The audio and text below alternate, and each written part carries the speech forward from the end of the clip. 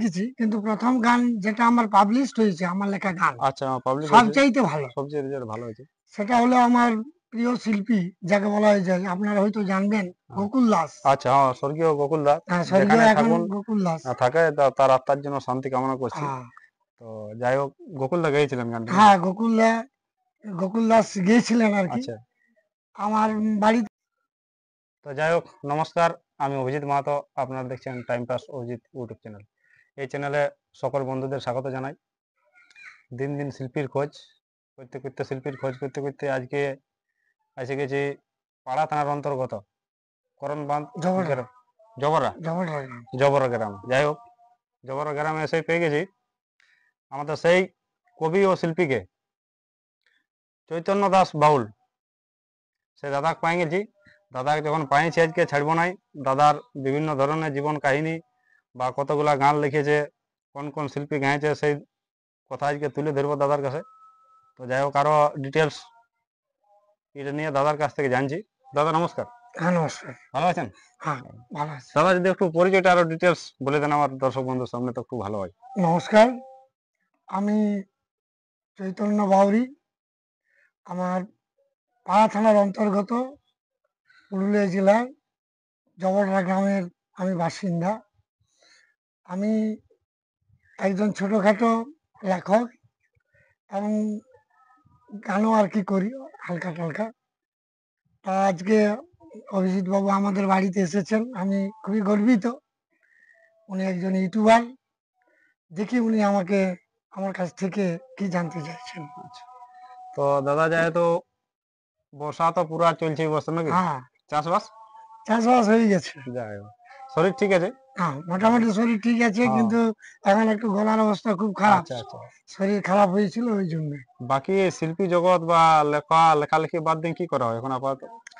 আমি এখন এইসব কাজ বাদ দিয়েও আমি একটা এগ্রিকালচার ডিপার্টমেন্টের সাথে যুক্ত। আচ্ছা আচ্ছা, নবীন কিষাণ বাহ, বায়ো এগ্রিকালচার ডিপার্টমেন্টে আমি যুক্ত আছি। আচ্ছা এগুলো করি আর কি। আচ্ছা আচ্ছা, বাহ, দাদা খুব ভালো একটা কাজ করছে, এগ্রিকালচার হুম, ডিপার্টমেন্ট আছে আমাদের। হুম। হ্যাঁ, তো যাই হোক, দাদার কাছ থেকে জানলাম পরিচয়, ঠিকানা। তো দাদার কাছ থেকে জানবো কতদিন আগে দাদা এই লাইনটা এসেছিল শিল্পী জগতে। দাদা কতদিন আগে আসা হয়েছিল এই শিল্পী জগতে?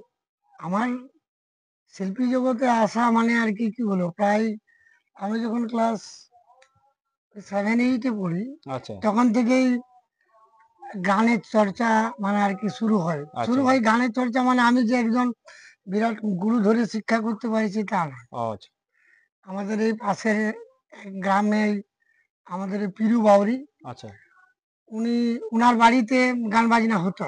আচ্ছা। তো সেই উনাদের কাকা হয় আমাদের হুম সম্পর্কে। হুম।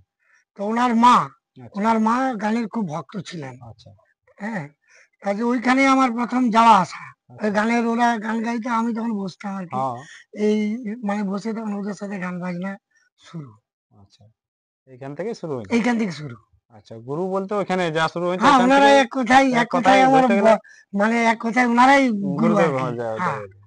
তারপর আমি ক্লাসিক্যালে কিছুদিন আমি ওই নন্দবাবু, আমাদের এক মাস্টার মশাইয়ের কাছে শিখেছিলাম। আচ্ছা, সেটা খুব বেশি দূর পর্যন্ত পারিনি। যাই হোক, হুম। তো প্রথম কোন গানটা আপনি লিখেছিলেন?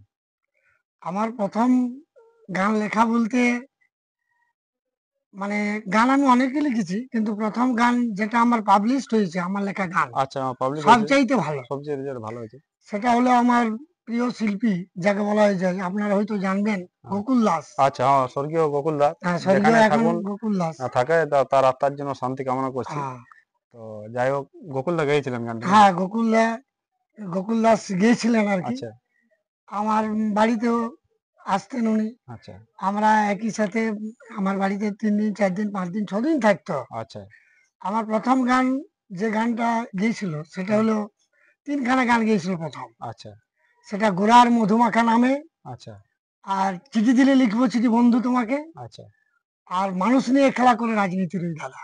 আচ্ছা। এ প্রথম ও 3খানা। প্রথম তিনখানা তারপর এমনি করতে করতে আমার প্রায় 18খানা গান উনি গেয়েছেন। গেছেন। তো যদি 18খানা গানের মধ্যে আমাকে পাবলিকের কাছে ছোট্ট করে একটু শোনান, দু চারটা। 18খানা গানের মধ্যে আমি অনেক গানই ট্রেনে বাসে শুনতে পাই।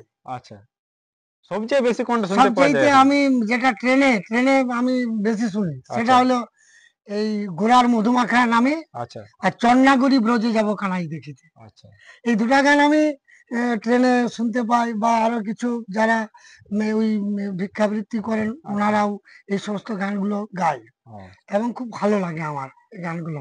আচ্ছা। তো যাই হোক, দর্শক বন্ধুর কাছে একটু দাদার কাছে অনুরোধ করব যে গোরার মধুমাখা নামে একটু যদি গায়ে একটু না, আমি তো শোনা। গোকুলের মতো গাইতে যাই পারবো হোক, না।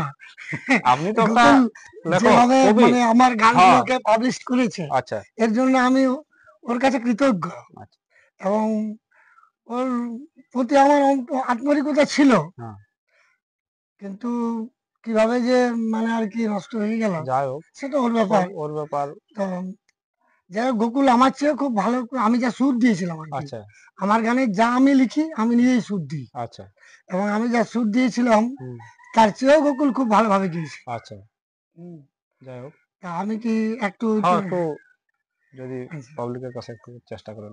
আমি একটু গাই। হুম, হ্যাঁ, গোরার মধুমাখা নামে কি যে জাদু আছে, পাগল করিল জনে জনে গো, গোরায় আমাদের জানে, গোরায় আমাদের জাদু জানে গো, গোরায় আমাদের জানে। আহ, যাই হোক, এইভাবে খুব সুন্দর গান গোকুলদা গেয়েছেন। আমরা অনেক মানুষের শুনি এখনো গানটা, যে কোনো বিয়ে বাড়ি, প্রতিমা বিসর্জন, প্রতিমা পুজোর মণ্ডপে গানগুলা বাজে, এখনো শুনে খুব ভালো লাগে।